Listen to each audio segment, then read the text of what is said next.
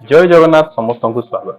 आपनकर जो document verification अच्छी एलटीआर एग्जाम जो मानकर डॉक्यूमेंट वेरिफिकेशन सिलेक्शन होती तो आपनकर जदि कॉमन एप्लिकेशन फॉर्म जोटा कि आप एप्लिकेशन फॉर्म भरला समय जो फॉर्म दरकार सेटा आपन पाए जदि नाही आपन केमती डाउनलोड करेंगे मु वीडियो आपन डिटेल कहि देछि। देखो एटा होची वेबसाइट हमर ओडिशा स्टाफ सिलेक्शन कमिशन रो। एठी आपन फास्ट लॉगिन करेंगे आपन लॉगिन आईडी देकी एठी लॉगिन करेंगे कैप्चा देबे आपन एठी जदि यार जदि के भूली जाइछंती आपन लॉगिन आईडी ताहले आपन थ्रो ओटीपी थ्रो रो आपन भी लॉगिन करि परिबे। तो हम मोर तो अछि मु आपन को देखे दोछि मोटा लॉगिन करिकि आपनकर भी आपन रिसेट करिकि आपन मन रखि थांतु एटा बहुत दरकार पड़ी थाए।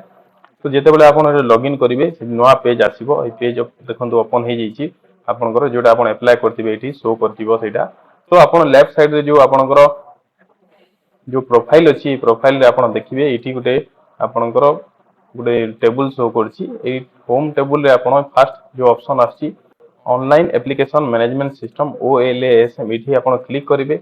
आ एठी जो आछि री रजिस्ट्रेशन एटा 3 नंबर जो आपन 4 नंबर जो आछि एप्लिकेशन फॉर्म प्रिंट एठी आपन क्लिक करिवे। एठी क्लिक कला समय परे नेक्स्ट आपन आ गुटे नवा पेज ओपन हे जिवो जोटा कि आईआरएमएस। तो ए आईआरएमएस रे पुनी आपन जिबे आपन को पोस्ट पई डाउनलोड करिवे एठी थिबो आपन एलटीआर टीचर जोटा एटा देखि पारथिबे आपन। तो एटा आपन ओपन करिवे तापरे आपन जनरेट रिपोर्ट करी क्लिक करिवे।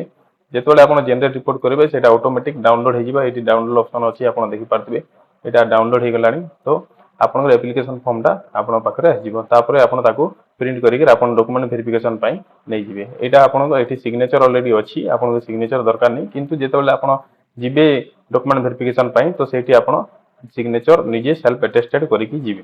तो एया थिला वीडियो। तो देखाबा अन्य को वीडियो रे जदि वीडियो टी हेल्पफुल थिबो निश्चय गोटे लाइक सब्सक्राइब कर देबे। देखाबा अन्य को वीडियो रे। जय जगन्नाथ।